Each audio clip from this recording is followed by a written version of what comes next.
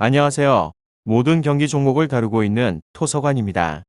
하루도 빠지지 않고 많은 경기들의 조합픽을 프리미엄 정보방에서 매일 공유하고 있습니다. 참여를 원하시는 분들은 영상 하단 댓글 보시면 오픈 채팅 링크 있으니 문의 주시길 바라며 구독과 좋아요 한 번씩 부탁드리겠습니다. 그럼 이번 경기 정보 시작하겠습니다. 첼시 토트넘 축구와 관련하여서 첼시는 최근 4경기에서 승리를 추가하지 못하면서 리버풀에게 리그 2위 자리를 내줬습니다. 토트넘은 레스터 원정을 승리하고 리그 5위로 올라섰으며 첼시는 홈에서 승리를 하지 못했던 브라이튼 상대로 원정에서 다시 무승부에 그쳤습니다. 지에흐가 골을 터뜨렸지만 세트피스 상황에서 상대에게 골을 허용하였고 루카쿠와 베르너 등 공격진이 많은 기회를 놓쳤습니다. 그렇지만 장기 부상 중인 선수를 제외를 한 모든 선수가 돌아왔기에 후반기 반격을 노릴만 합니다. 휴식기 전 마지막 일정이기 때문에 홈에서 전력을 다할 것 같기도 합니다. 다음으로 토트넘은 레스터 원정에서 극적인 승리를 따낸 곳으로 패색이 짙어가던 후반 인저리 타임에 교체로 들어간 베르바인이 연속골을 터뜨리며 팀의 승점 3점은 안겨줬습니다. 손흥민의 결장 속에 스리톱의 한 축이 불안했는데 부상을 털어낸 베르바인이 중요한 멀티골로 콘테를 웃음짓게 했습니다.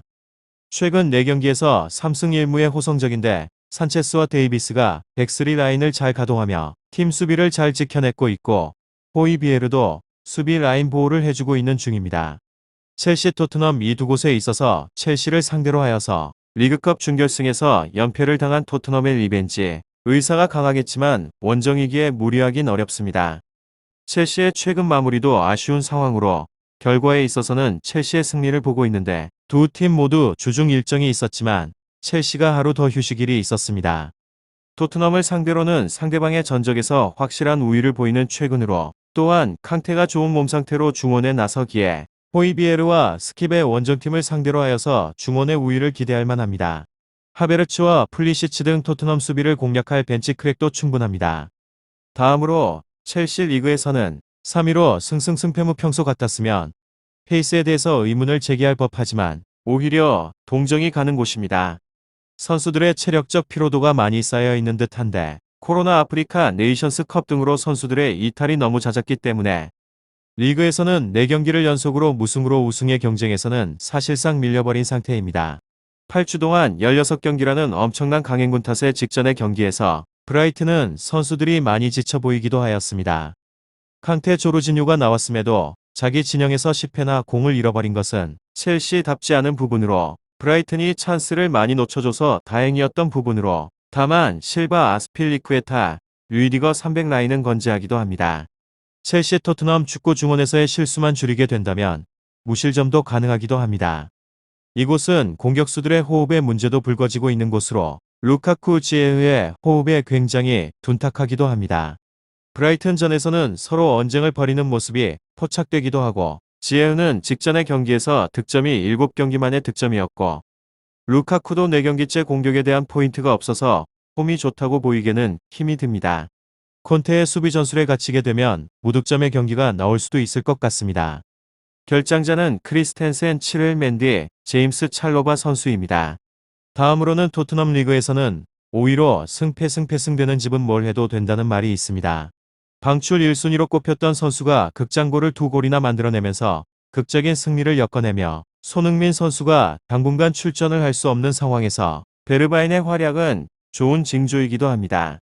이탈자가 있긴 하지만 첼시에 비해서 치명적인 정도는 아니며 손흥민의 이탈은 치명적입니다.